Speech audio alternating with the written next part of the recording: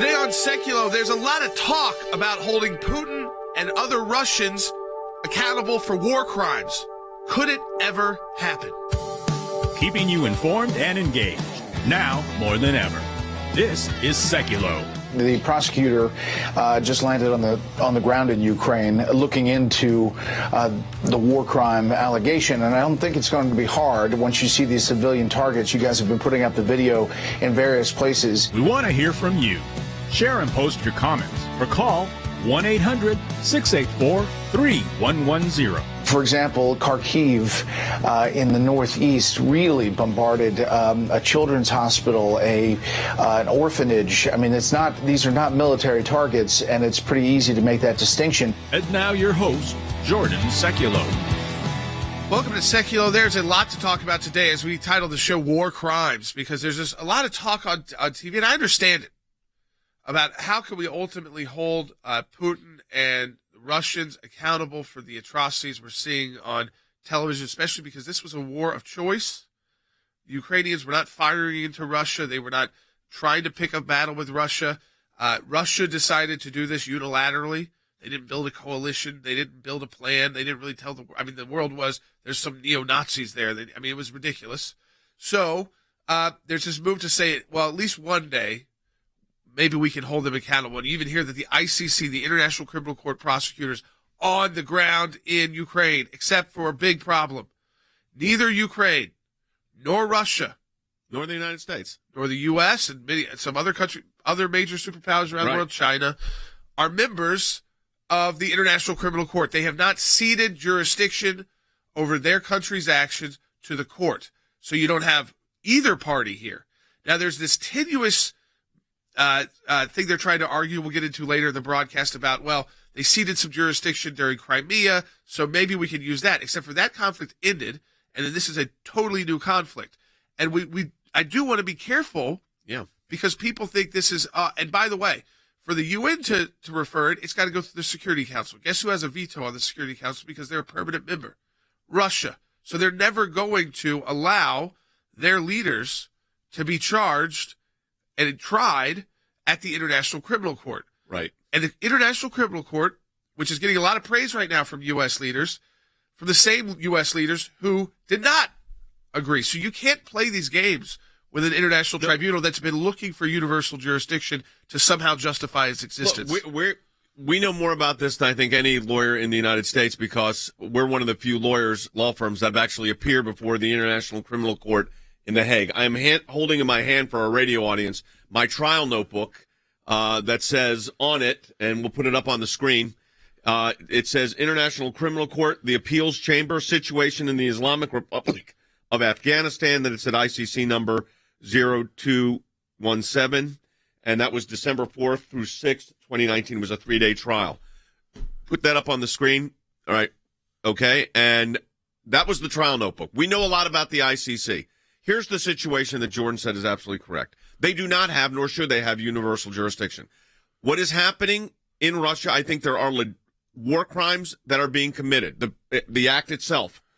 But that doesn't mean the International Criminal Court is the place for that to be adjudicated. We'll talk about that later in the broadcast. Coming up, and we want you to share this with your friends, we were just in court here in the United States on a domestic matter, standing up for the life of the unborn. We're going to talk about that. Now, all of these cases, the International Criminal Court in The Hague, the U.S. District Court in New Jersey, standing for life, any of those cases, all of those cases, this broadcast every day is because of your support of the American Center for Law and Justice. We're in a matching challenge campaign in March. We're up to a really good start. We want to continue that momentum. That's right. And to be part of the ACLJ's matching challenge, simply go to ACLJ.org. And what it means, if you donate $25 to the ACLJ today online at ACLJ.org, we have a group of donors throughout the month of March that will match the donation that come through. You've got to take the initial action, though, to get that match from those donors. So if you donate $25, they also donate $25. So effectively, your $25 donation is like $50 for us at the ACLJ. I mean, that goes for a $5 donation and a $200 donation on up from there. So if you want to support our work, which is much bigger than just the broadcast, go to ACLJ.org, donate today, be part of the matching challenge. When we come back, update on life cases, then we'll be joined by Chip Roy, back to Ukraine and Russia. The United States has worked with 30 other countries to release 60 million barrels of oil from reserves around the world. These steps will help blunt gas prices here at home, but I know news about what's happening can seem alarming to all Americans. But I want you to know we're going to be okay. Look, the last time they did it, November 23rd, 50 million barrels. Prices have only gone up from there, and then we have the announcement yesterday of another strategic release, and you have prices yet going up again. I was waiting for Mr. Biden last night to raise energy independence as part of a coming together and unifying message on stopping Putin in Ukraine. If we have the ability to not be dependent on Russian oil, why wouldn't we take that step right now in a time of war? We have to have energy independence. You cannot be the superpower of the world if you have to depend on other nations to produce your energy. Unbelievable that we're allowing this to happen. We are actually financing their efforts to kill Ukrainians. It's shameful. Buying American. Buy American products. Instead of relying on foreign supply chains, let's make it in America. Open up the Keystone Pipeline, allow for the domestic production of oil on federal lands. There's a whole litany of things that he can do to rely on, as he said last night, American-made products. How about oil being number one of those? And then sanction Russian oil. This is how Ronald Reagan defeated the Soviet Union. A big element was not only our military spending, because we had the economy to back up the spending, but we drove down the price of oil. We can drive down the price of oil again by driving up American production. We need to make sure that national security is indeed synonymous with energy independence. They are as close as wet is to water. They are inseparable. Why the President of the United States does not understand that, I have no clue. He's putting the country at risk. Look, a cleaner environment is a legitimate policy goal, but so is national security.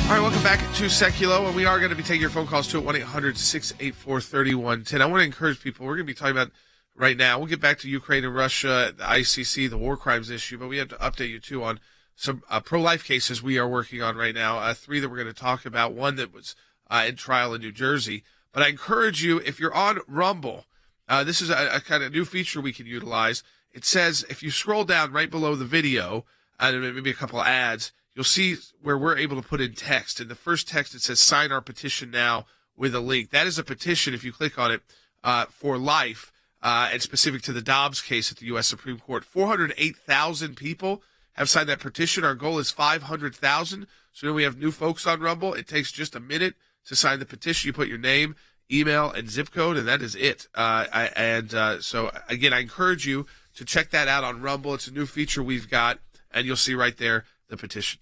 So Frank Manion is joining us, senior counsel for the ACLJ. And Frank, you were in federal court last week for a 2-day trial. Before we get into the specifics of what happened in court, let's talk about this case. We've been standing for free speech, for the life issue for literally 40 years. I mean, we go back a long time, all of us working together, and we've been doing this for 4 decades.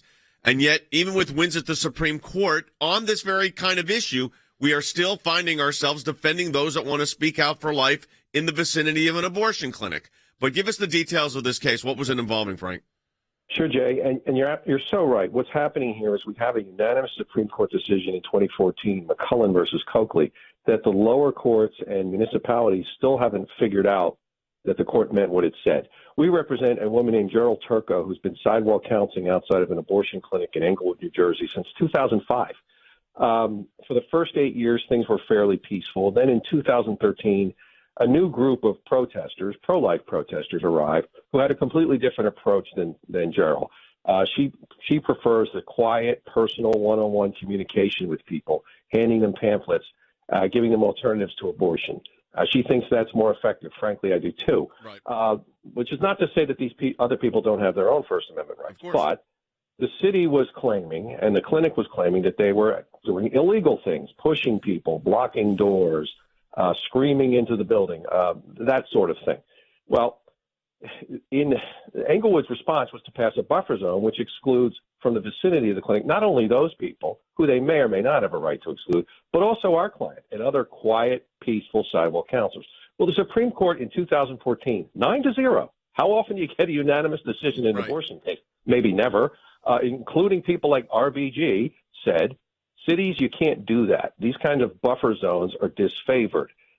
If you exhaust everything else, targeted injunctions against the actual wrongdoers, face-type laws, prosecutions of actual criminal violations, if none of that works, then maybe you can go to a buffer zone. Englewood did none of that, and that's been the testimony for the 7 years we've been litigating this case.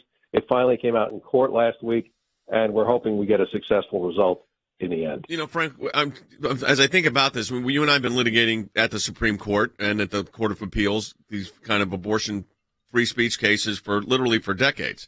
And when you have a situation like this, you think to yourself, well, you won, it's done. And why would you be back in federal court? But then a municipality thinking they could treat pro-life speech different than any other form of communication. And that's what the real problem is here. They treat pro-life protesters as if they are, as our friend Jordan Lawrence used to say, asbestos in the ceiling tile. They're dangerous just because they're pro-life, so we can change all the rules.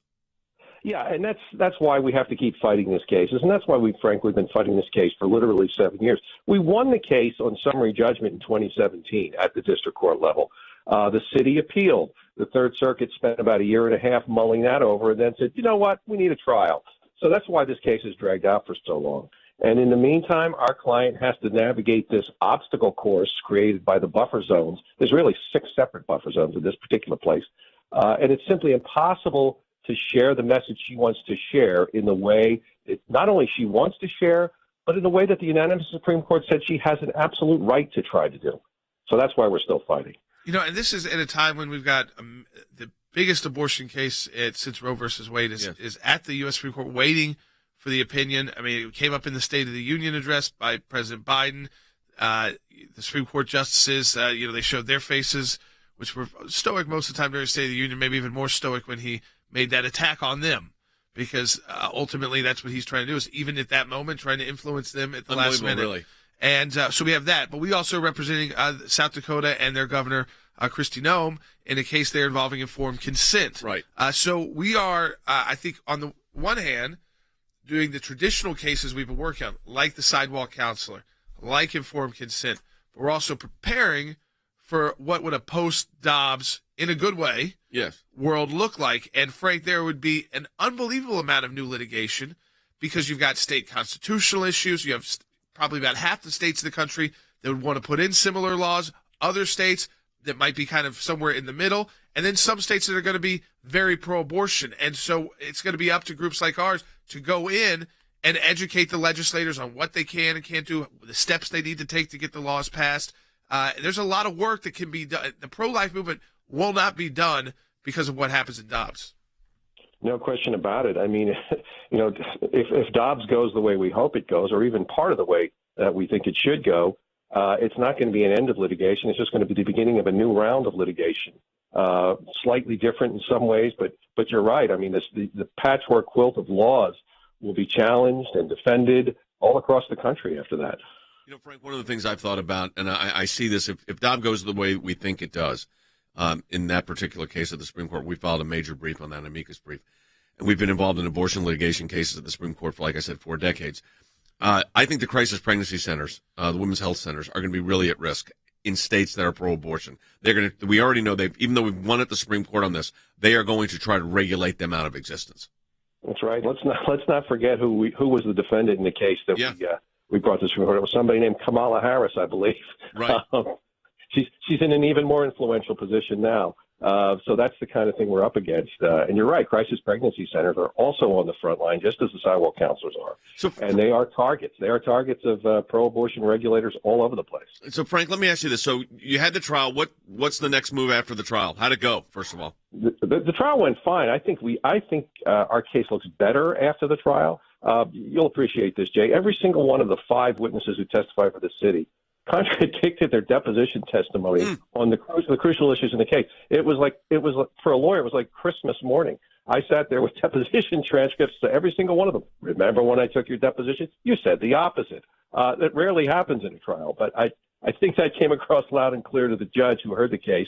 We now have a couple weeks to submit our written summations, findings of fact, and conclusions of law, and then we'll wait for a decision after that. So very important on that point. So even though the trial is complete, the post work here is you've got briefs and submissions due as a result of the witnesses at trial, basically summation? Exactly. All right. I think it's interesting to point out today, too, our team was pointing out, today was the date 35 years ago you argued your first case to the Supreme Court, a Jews for Jesus case. That was 35 years ago today. So for our audience who may be new to our work, I know some people know that we've been doing that for decades, but if you might be new to our work, there's a photo. You're right. Outside the court. I was pretty little. That's me in the blue coat there. Just the expert, when we talk about the expertise, it has been over 3 decades of work at the Supreme Court. And like we talked about our work at the ICC, we have all these specific, very unique specialities and focuses. So I think, again, it's worth pointing out to all of you during this Matching Challenge month, when you're supporting the work of the ACLJ, you're supporting the work of an organization that has been in existence that has been at the Supreme Court for 35 years, protecting your constitutional rights on a whole host of issues, whether it's free speech, which really that's what this case is about. It's got abortion distortion in it because it's an abortion clinic, but it's free speech. That's what the Jews for Jesus case is also about, free speech. The idea that religious speech is just like other speech, and we have free speech. And we've been arguing that and fighting for freedom. And you know what's interesting, Dad, I would say, is that over time, there were other groups who would say, well, they were even like more extreme free speech groups like the ACLU. Yeah. And they're not anymore. Now they pick sides. No, they do speech. pick sides. And I'm thinking about looking at this. No, I mean, I'm looking at this picture for those that are watching us and for those that are listening on radio. I mean, it is a historic picture. Jordan's 3 years old. Logan's in it. A nephew of ours is in it. My late brother's in it. My parents are both in heaven now as well. Is in it. Stuart Roth is there. That's how long we've been doing all of this. And the fact is, about a week after this hearing, I met in Kentucky with a lawyer named Pat Monahan, Frank, and we started working together then. Yeah, so, I mean, you look at that, and you say we've litigated in the 80s, the 90s, the 2000s, the 2010s, and the 2020s. 5 decades before the Supreme Court of the United States. So, folks, again, it's just a great example of the work outside of what you see on this broadcast. Which is an important part of our work because we're able to get the message out, inform you, but it's a small part of everything else that goes on behind the scenes, the cases, the attorneys that are out around the country defending constitutional rights at a time where free speech is under attack because we saw the censorship of Facebook. Yeah. There's new censors in the world, and we fight back against those. Yeah, I think my sister's in that, Jeannie, and my sister-in-law. I mean, it was a family affair then. It is now, too. Our entire family still fully engaged as we go to the next generation of leadership with Jordan and Logan. But, folks, very important. Support the work at ACLJ.org. I was at a board meeting at Jews for Jesus, and the executive director said, we've got a case. The Supreme Court had just granted review. It was about literature distribution at airports. We wanted to have the Bible study meet in the school, but it turned into a problem when the principal said, no, you can't have it. I told her that I wanted to sing Noel. And she said, the principal said that we can't have anything to do with Christ in our songs. We marched around the country defending evangelism in Chicago, in Boston, in New York, Atlanta, Texas, Southern California, Northern California, and points in between. We got a letter one evening from the IRS saying they wanted all this information that we all knew immediately was not right. How do you fight the government? How do you fight the IRS? Tea Party groups say they're being targeted by the Internal Revenue Service, and they're enlisting the aid of the American Center for Law and Justice. They were trying to shut groups down that they disagreed with. This was very, very serious. The federal courts do not need to become monitors of state trespass actions, and that's all this is. We were looking for the right to speak our minds and our consciences, and we won that right today. Religious persecution is a situation where your life is literally put in jeopardy simply because of what you believe. Can you help? Can you do something? He's on death row, and so we launched an international campaign. His freedom now rests solely on diplomatic efforts by the United States government and world leaders dedicated to human rights. The release of Andrew Brunson. He is the American evangelical from North Carolina, held in Turkey for more than 2 years. There was an Air Force plane that came from Germany that had been on standby. We're flying, and they finally left Turkish airspace. It's like, okay, we're really out of Turkey and free again.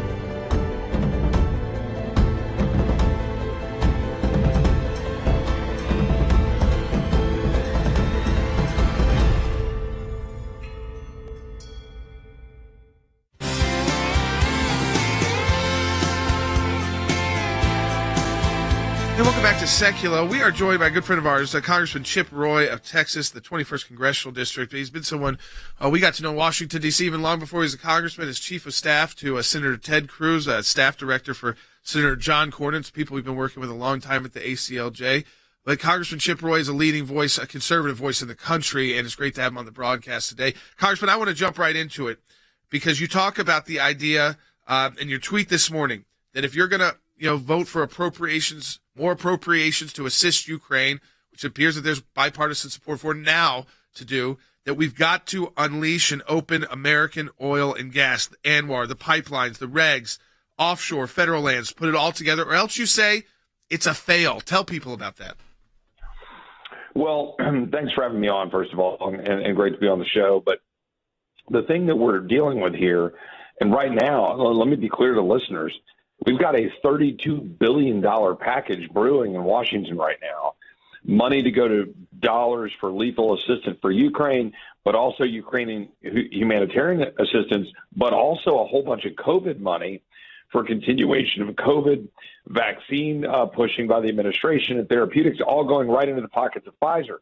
So I'm just bringing up and raising the question, as you just read the tweet, if $1 is appropriated, if $1 is spent and Republicans support it next week, that is going to go towards the Ukrainian situation that we're dealing with right now, and we don't free up American energy, then it's a fraud, and we need to call them all out on it. It's a front. And they're going to go down and they're going to say, no, Green New Deal is our solution for energy independence. That will not solve a thing. And it will leave America behind. It will empower our enemies, and it will drive up the cost of energy in this country. But I'm telling you, the left doesn't care. The radical left actually wants to use this war to advance their radical Green New Deal. That's what's motivating them. Right? They're out there wrapping themselves in the flag of Ukraine. But I'm telling you, what they really want is they want to be able to use this for an overall world order about how to reset the energy landscape, and that means shutting down American energy and being reliant on China and Russia. That's the real fight. Congressman, this is Jay. I mean, the idea that we are still importing oil from Russia today, and that we had the shutdown of the pipeline in the United States by the Biden administration as soon as they got into office, which would have provided it. We were an oil exporter, and now we are dependent upon Russia for our energy. I mean, this to me is just absurd. And of course, Joe Biden has not put any sanctions on Russia's energy sector right now. Well, and in fact, he's very specific in what he's talking about in their policies and in the State of the Union about their lack of intent to address this situation at all. They're perfectly fine continuing either the status quo or, frankly, going further down the so-called Green New Deal road, which is all a fraud and pursuing fantasy unicorn energy policies that leave us beholden to our enemies.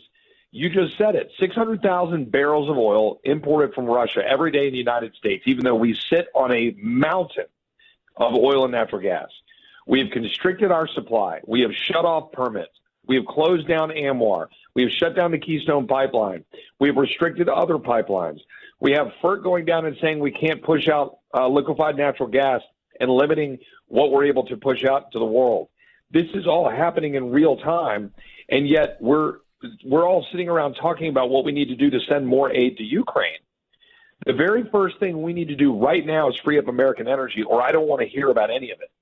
Well, this, Congressman Roy, I think this resonates with all of our listeners right now. But I think what you said, to step back, that bigger picture here, which is that they're utilizing this world crisis, which everyone acknowledges is horrendous what the Russians are doing to the Ukrainians. Okay, we all acknowledge that. We also acknowledge that there's wide support that there shouldn't be U.S. boots on the ground, but that we can deliver aid.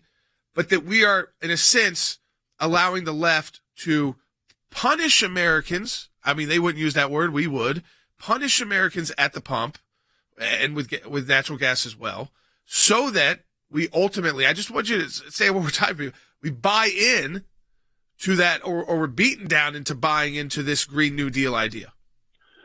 That's exactly right. And look, I want to be clear. I voted for the resolution yesterday with my colleagues about our contempt for Putin, about the fact that we stand with the people of Ukraine. Like, I took a trip to Ukraine with my former boss, as you guys alluded to before, Senator Cruz. We went to Kiev in 2014. We went to Estonia and met with the president in 2014. We went to Warsaw. We went to Poland in 2014.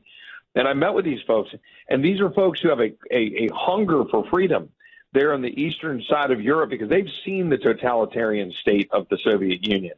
These people understand freedom better than most Americans. I'm just going to be blunt about it. So I want to be able to stand alongside them, but I'm not going to also be a pawn in George Soros and the radical left's game of trying to make us bow down to the altar of the Green New Deal and this fake energy so that they can advance their social welfare state, their agenda of making us reliant on foreign oil, reliant on China for all of the minerals that we need for making solar panels, and reducing our independence. This is a sovereignty question, just like our southern border. Democrats don't care about it. They don't care about American exceptionalism. They want a new world order. That's what they're trying to do, and we got to stop it. There's another issue you're very involved in, and so are we, and that is the situation, the crisis on the border. You have a mini documentary out, Texas Under Siege, the human toll of Biden's border crisis. You're down there. What's your assessment right now? Well, that documentary is from a trip that I took with Senator Cruz in the fall, and we got that out there explaining exactly what we did, meeting with ranchers, going down to Laredo and Webb County, Texas, going down to the Valley, down to McAllen. Then just last week, I led a group of 4 other congressmen, so 5 total, and 5 Texas state legislature members to go down and meet with folks in Del Rio. And we went down and we're down the river, right, where the alleged whipping incident occurred, which was a lie, a purposeful lie, by Jen Psaki, the president, all the way down, including Alejandro Mayorkas. And they are punishing Border Patrol. They are minimizing their ability to do their job. They are claiming asylum is the green light for the world to come to the United States. But in fact, 90% plus of the people claiming asylum have no basis under our law to claim asylum. They're coming here looking for a job, and God bless them for it. We are people of faith. As a Christian, I want to help people. I want to make sure that people can thrive, and I begrudge no one seeking prosperity. But I do begrudge people like the Secretary of Homeland Security leaving our border wide open, empowering cartels, allowing fentanyl to pour into our communities. In Del Rio, Texas right now, 1,000 people a day are coming across our border. In Del Rio, Texas, in that sector, 26 migrants died in the Rio Grande River since October 1, when all the cameras left after when the Haitians were in the river. Congressman, I've only got about 30 seconds here, but for people who are interested in seeing that mini documentary, Texas Under Siege, the human toll of Biden's border crisis, we're talking to Congressman Chip Roy of Texas. Where can they go and find that? Yeah, you can go to my official website at roy.house.gov. You can follow me at chiproy.com on my personal political website, Twitter, ChipRoyTX.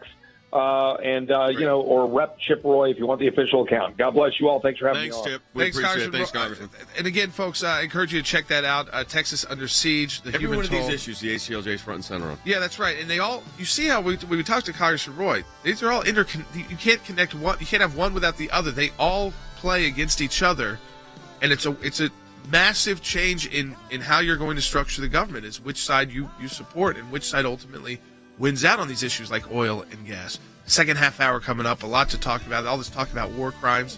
If you really hold Putin accountable, is there really a way to do that? In my time in service, both as CIA director and as Secretary of State, I watched the good work that the ACLJ was doing here in the States and all across the world. The ACLJ's work at the UN overseas is incredibly important. We have on our team policy experts. They're all engaged in foreign policy issues. We actually try to go in and do something positive and actually affect change. We had a series of cases primarily dealing with religious liberty. Nations that had more religious freedom had better democracies. We've taken the First Amendment, and that has been our cornerstone. It's to defend the rights of people of faith. We not only hold our government accountable, but we hold other governments accountable. You have to actually be committed to fighting it out, or else you'll never win. We're in a matching challenge campaign. Any amount you donate, we get a matching gift for. Go to aclj.org today. That's aclj.org. keeping you informed and engaged. Now more than ever. This is Sekulow. And now your host, Jordan Sekulow. Hey, welcome back to Sekulow. So there's an interesting comment made. We've been talking about this in the past, but now Jen Psaki, the White House press secretary, has been caught up in it as well. I'm going to just play it for you first. Listen closely, then we'll analyze it. Take a listen. I was at the State Department. The president was the vice president the last time Russia invaded Ukraine. This is a pattern of horror from President Putin and from the cronies around him. So what is the pattern of horror? What's the unifying factor in all of this? Putin has taken these actions when Biden was vice president and now that he's president. When did Putin not take these kind of actions? When Joe Biden wasn't in the executive branch. He was excluded for 4 years. President Trump was in office. So she I don't think that's what she wanted to be saying, but literally, it's the Biden pattern of horrors, because it's ultimately, as the most powerful country in the world, the United States sets the tone. And right now the tone is, we're weak, we're divided, and our country, I mean, look at the scattershot State of the Union. I mean, it's impossible to even figure out where the focus is of our federal government, which is tough. And so China's looking at Taiwan, Russia, not just annexing a part of Ukraine, full-scale invasion of Ukraine. The common denominator of the Russian pattern of horror is that Joe Biden is in the executive branch. Which is going to be tomorrow's broadcast. We are going to really get into this tomorrow. Let's go ahead and take a phone call. But, folks, it was a telling statement from Jen Psaki. She didn't mean it to be, but clearly it is. Carol's calling in from Maryland on line 1. Hey, Carol, welcome to Sekulow. You're on the air. Well, thank you, guys. Thank you for taking my call. I'm talking on pertaining to the Ukraine issue. I've seen on the news where it's really heartbreaking to see Zelensky talk and how he needs planes. My question is NATO's level of involvement in helping Ukraine dependent upon the unification of its members, or can NATO act on sending soldiers and planes without that unification? Countries could act. There's nothing that prevents a country as a member of NATO from voluntarily entering in this conflict. Correct. Another country could say we're going to enforce the no-fly zone, and I think that would make it a different question about whether or not that invokes Article 5, because they weren't attacked, they voluntarily entered. I think it doesn't invoke I don't think we're naming and shaming the Europeans enough when it comes to this. They're trying to make it all about us. Even Zelensky, a little bit too much about us, the U.S. How about your European partners? They got fighter jets too. That were most of them put together by us. So they've got very good fighter jets. And very well trained. Very well trained. They don't have huge land forces, but they don't really need that right now. He's saying if he had some air support, take out those convoys, this might be over. But the Europeans in these individual countries, they're hiding behind that idea of NATO instead of voluntarily deciding to get involved. So there is nothing prohibiting France, Germany, Poland, these other countries from simply engaging. UK, big the United Kingdom, from sending in troops, sending in or certainly aircraft. Doing a no-fly zone. Creating a no-fly zone. Why would it be the United States? And number one. Number two, you don't have to wait for NATO, which has to have unanimity, to take action here if it's going to actually help Ukraine. Some of this is propaganda from both sides. And what we have to be clear, and we're going to be crystal clear on this, it's like this International Criminal Court conversation we're going to have next. There's a lot of talk, but we've done this stuff, folks, and it's not as simple as the general on TV are making it sound like. I don't care what network they're on, frankly.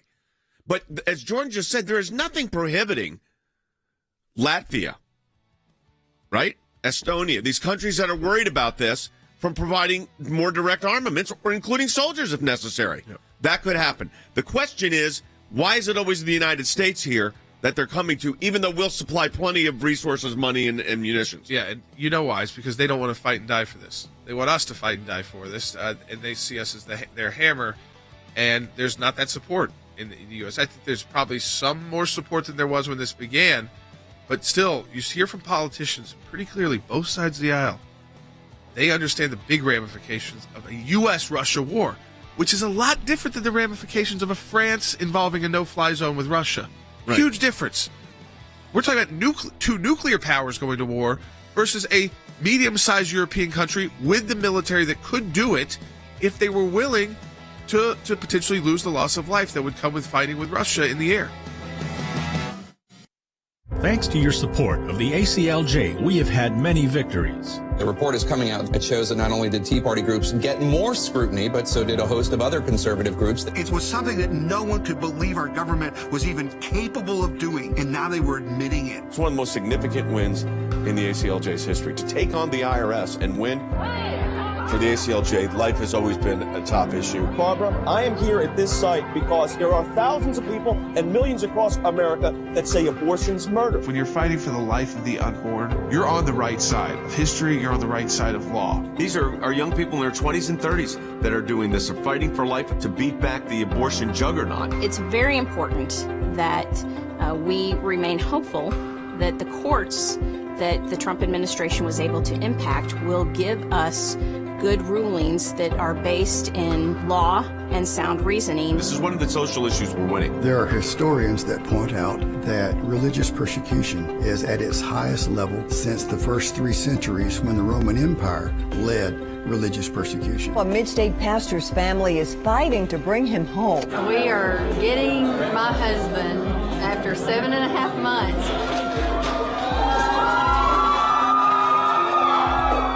Turkey should not get away with holding my father one more day. When Brunson was finally released, who meets him at the airport at 2:30 in the morning? Rick Grinnell. I saw Pastor Brunson walk down the stairs of the plane. I was filled with emotion.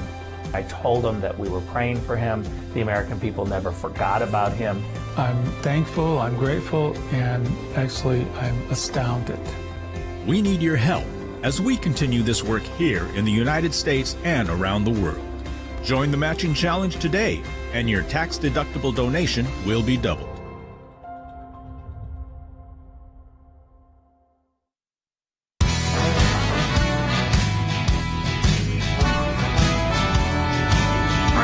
To Sekulow. So there's been a lot of talk about war crimes and the International Criminal Court because their prosecutor is on the ground in Ukraine already.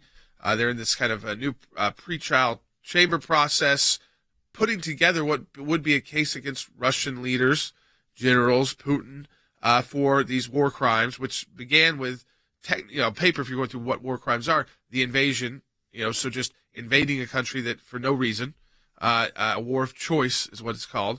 And then a sovereign nation at that. So there's issues there. Then the targeting of civilians, you'd have to prove that was done intentionally. But you could see in the images how you could build this case.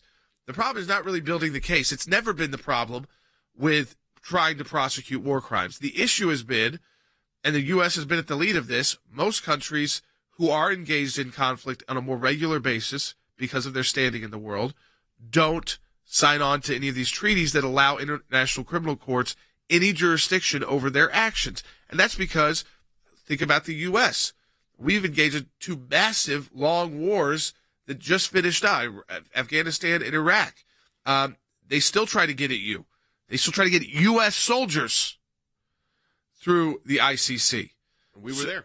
And so I want to just lay it out before. Always be careful when you're dealing with, because neither Russia or Ukraine are a member of the ICC. If both were, easy discussion.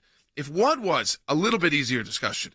If neither are, then you got to really step back and say, wait, would this be a precedent to go after U.S. troops or Israelis or any Western power that the ICC and the world, which is dominated by non-Western powers when you put all the countries of the world together, don't like the decisions of?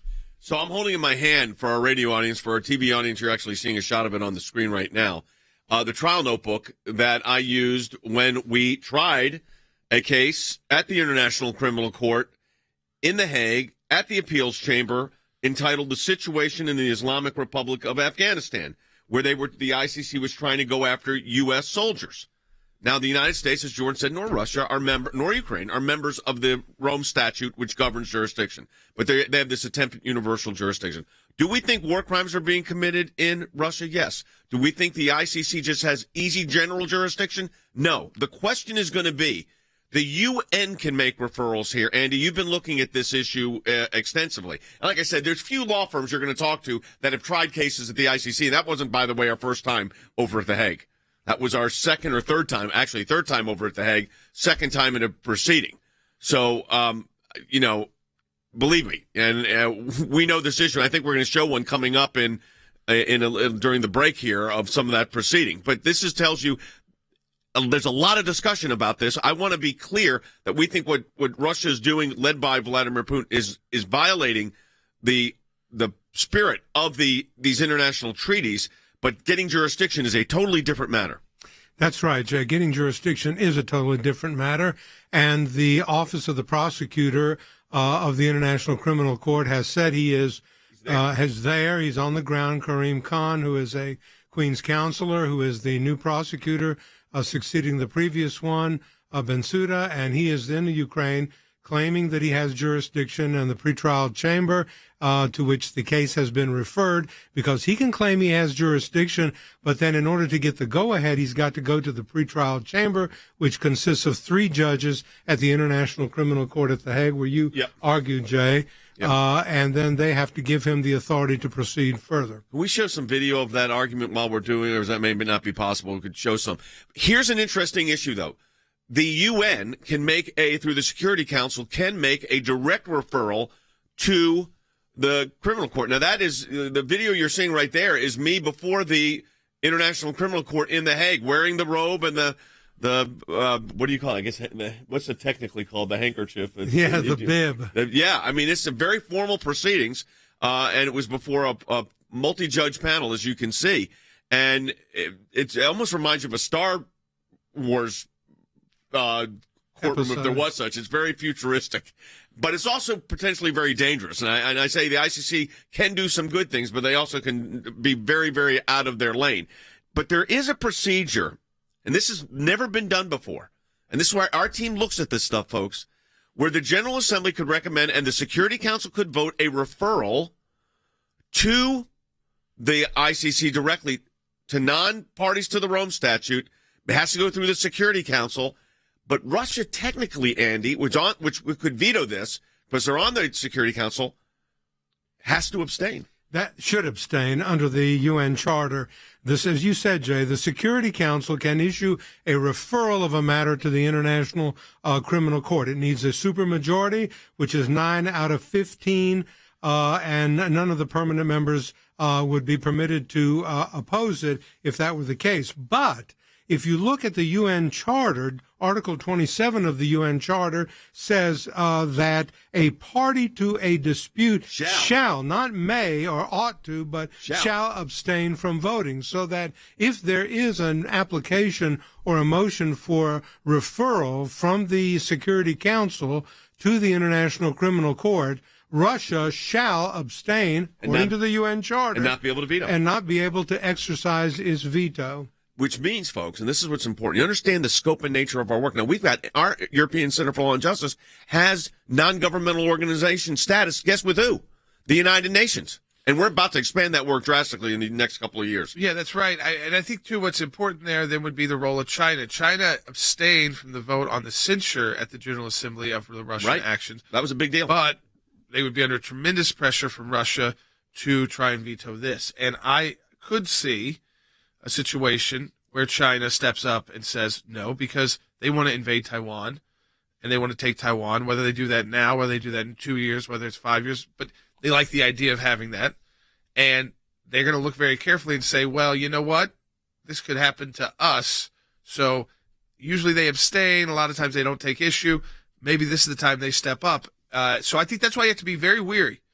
It's not fair in these 3-minute conversations on TV that, and that's why Vladimir Putin is not sweating about this, as you can see. He's got multiple options to get out of this by utilizing other players in the world who might also want to go on adventurous-style military actions. It's interesting. Ukraine is now challenging, this is I find fascinating, whether Russia should be on the Security Council at all, because the breakup of they were put on the Security Council, Andy, when it was a different country. That's the right. Soviet Union. It was the Union of Soviet Socialist Republics, and when that broke up in the 80s and 90s, the Russian Federation sort of acceded or stepped into the shoes of the USSR and ascended to the USSR seat based on a decision made by the UN Office of Legal Affairs. And I wonder if they really had the authority to do that. In any event, Russia simply stepped into the shoes of the old USSR, Soviet Union.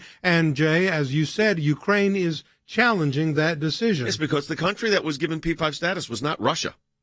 It was the Union of Soviet Republics. So this raises serious legal... Look, we're going to look at... You got to rest assured. At the ACLJ and our international affiliates are reviewing all of this. Yeah. I mean, I just want to say, too, that unfortunately, when you get to this point of war crimes, that means the people have been really hurt, killed. Dead. The kids, the women, the children, the people in hospitals. I mean, you don't, this is, again, we're like rah-rahing this, but what it means is that ultimately, if they could even get jurisdiction, it means there's been mass death of civilians, total destruction of Ukraine, likely Zelensky killed. I mean, and all of the Ukrainian government leaders. They supposedly, and again, there's a lot of information from both sides, but there are going to be, Russia's planning very quick tribunals to execute all of the current Ukrainian government that they can find once they take towns, and they're starting to take towns now. Yes. I want to do some clear talk real fast. Russia continues on the path they're on right now. Ukraine doesn't exist. I know we've talked a lot about the unbelievable resistance. They haven't used anything yet, but some missiles. They haven't gone in mass with 20,000 troops into a city. When they start doing that, and if they start doing that, if they start firing on people, so when you get to the point of the ICC getting involved and war crimes being committed, you're talking about thousands, if not hundreds of thousands of people dying, and a complete destruction of a nation. Look at this. And their leaders. So you really hope we don't get to this point. So the rah-rah on TV of the side-by-side between see the Ukrainian resistance and also we're going to prosecute Putin for war crimes, it doesn't go together. If he gets prosecuted for war crimes, likely everyone you're talking about in the Ukrainian resistance has been killed. So we don't want to get to that point. The world needs to be working how to stop this now, not how to rely on international courts that have been weak at best in trying to prosecute anybody of substance. Anyone. They've been dying to try, but they can't find anyone.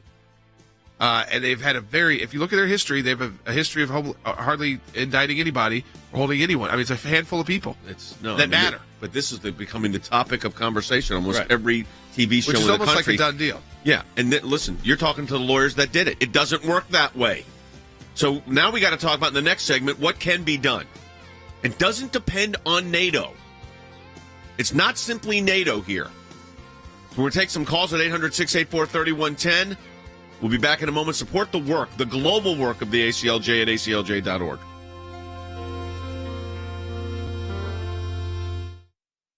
The European Center for Law and Justice. You have 10 minutes. Please proceed. Thank you, Mr. President, Your Honors, and may it please the Chamber. I'm here today on behalf of the European Center for Law and Justice. The first question before this Chamber is whether the pretrial chamber's assessments under Article 53(1)(c) are jurisdictional for the purpose of Article 82(1)(a). The answer to that question is yes. The availability of a separate appeal procedure on preliminary issues, such as jurisdiction and admissibility, as distinct from appeals on convictions or acquittals, is, in our view, crucial to the efficient functioning of this court, as well as the interest of justice, as highlighted in this very case. The prosecutor here was attempting to press ahead against nationals of a non-cooperative, non-state party ex parte, without any opportunity for that state's legitimate objections to jurisdiction to be considered. And the pretrial chamber reached the impugned decision on relevant matters under Article 15, including the interest of justice, without fully considering the critical information about jurisdiction and admissibility.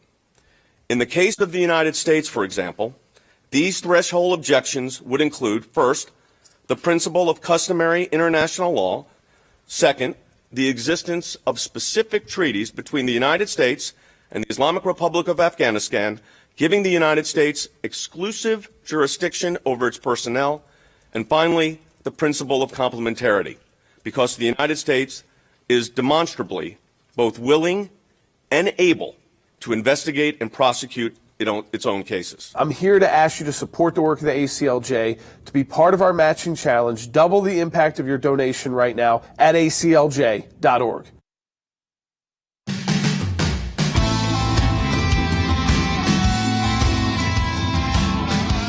So welcome back to Sekulow. We're taking your phone calls as well. 1-800-684-3110.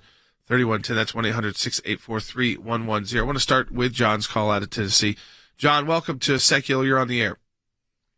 Yeah, thank you for taking the call. As a former Marine and a member in the area around that has a whole ton of military, one of the questions that keeps coming up in our groups is, everybody in Washington is worried about loss of life if we get engaged. We have tons of drones, smart weapons, and everything else that can be brought to bear with no loss of human life, but still being able to protect and be able to defend Ukraine. But John, let me step in real quick, and I appreciate your military service. Those drones are treated just like any other U.S. aircraft if we're operating them. Now, it's one thing if we give drones over to the Ukrainians, but I'm not sure the drones you're talking about are the kind they can operate, right. Because they're set up like basically pilots. They are pilots, specialists to do that. If we use a drone, and our U.S. pilots somewhere in Arizona or wherever they're based, right, are the ones who push the button to shoot the missile, we've engaged in the war, John. I mean, does that make sense to you? That's the fine line. You are now at war with Russia. Yeah, it's that fine line between us being fully engaged and everybody's perception of us putting 20,000 troops on the ground. Yeah, no, listen, you raised. But for Russia, who's threatening nuclear action, and I'm not saying that they would do that because we get involved, but they are threatening it. That's why you have to. What would have been better, is if we trusted the Ukrainians, which I don't think any of our governments have in the U.S., some for good reason. But even when you saw this buildup over the last 4 months, you would have gotten them the kind of drones to utilize. Yeah. So that when they took it, it wouldn't be, again, they would have the technology. I think they have some. Yes. There is a big question about this convoy. And why it's not being attacked by the Or Ukrainian if it is being government. attacked, Military, and we're just not, all we're seeing is this satellite image that doesn't really show that. Yeah. So that's a great but question, John. I get it, John, and that's that fine line, Yeah. like you talked about, between, it wouldn't put a U.S. troop technically in harm's way, but it would put America in harm's way. Well, it creates you're exactly correct. We are then at war directly with Russia, which raises another issue. And that's why we're putting all these issues together. So while it sounds like, well, you could use technology and that doesn't put our troops in harm's way, we are then engaged, though, Harry, with Russia in a military conflict. So the question is now, and Harry, you've got experience in the oil and gas field. There is a lot of talk that we're still buying Russian 600,000 barrels a day. And then they're saying, well, if we don't do that, the cost of gas is going to go through the roof. You've looked at this. What's your assessment? Well, I think the price of petroleum on the world market will explode irrespective of what we are now doing with Russia. Having said that, it's important to keep in mind that what we really need is to reclaim U.S. energy independence. So, for instance, many people have suggested placing sanctions on Russian energy. Well, that will work to some extent, but it's important to keep in mind that that provides a distinct economic advantage to China. China has already negotiated a $15 per barrel discount with respect to Russian oil. Secondly, it's important to keep in mind that Europe is highly dependent on natural gas, and generally speaking, we can only help through liquefied natural gas terminals, and that is cumbersome and very, very expensive. So in so many respects, it's important to keep in mind that going back to the Obama-Biden administration, we have deliberately handicapped ourselves on the energy equation in dealing with Russia. And thanks, Harry. And this goes, Jordan, to what you were saying, that all of these issues are intertwined, totally intertwined, as if, it's not just as simple as, now we're going to sanction energy sector on Russia, because it's not as if China's not going to do business with them.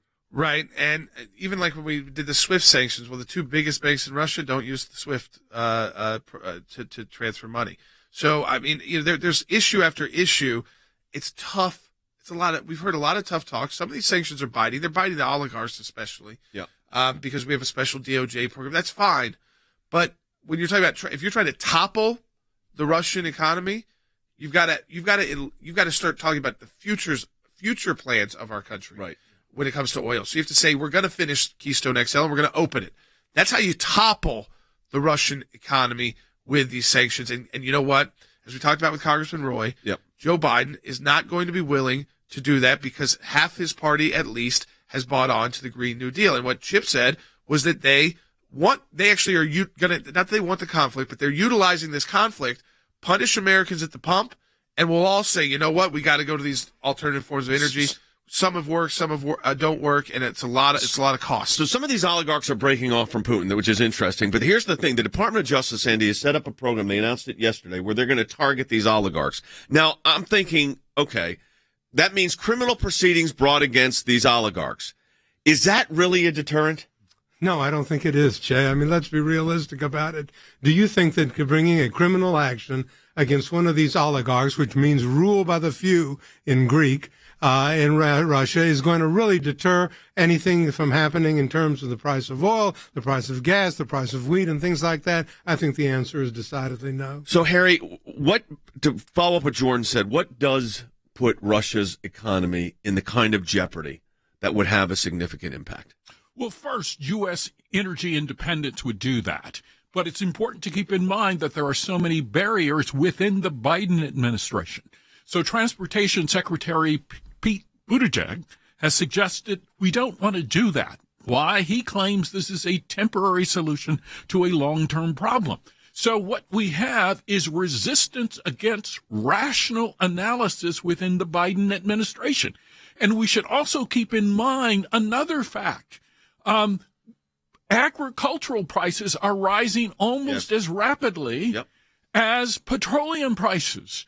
And so if you look at wheat, if you look at soybeans, if you look at palm oil, those things have gone up almost 250% over the last 3 years.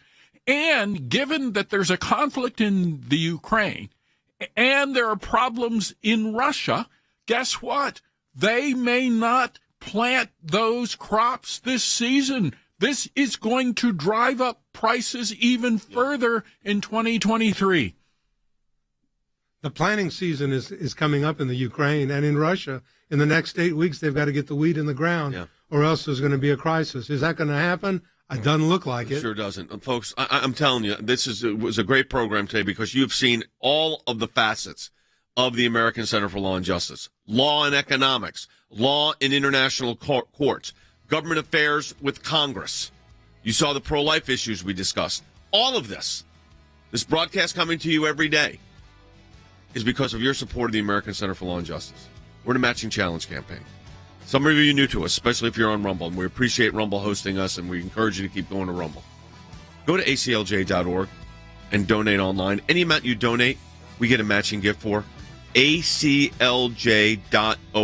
That's aclj.org. Also, if you're on Rumble right now, we want you to sign on to the petition we have right there below the screen. And that's the pro-life petition. We're approaching 500,000 signatures, which is great. We encourage you to do that. But again, support the work of the ACLJ, aclj.org, in our matching challenge campaign. We'll talk to you tomorrow.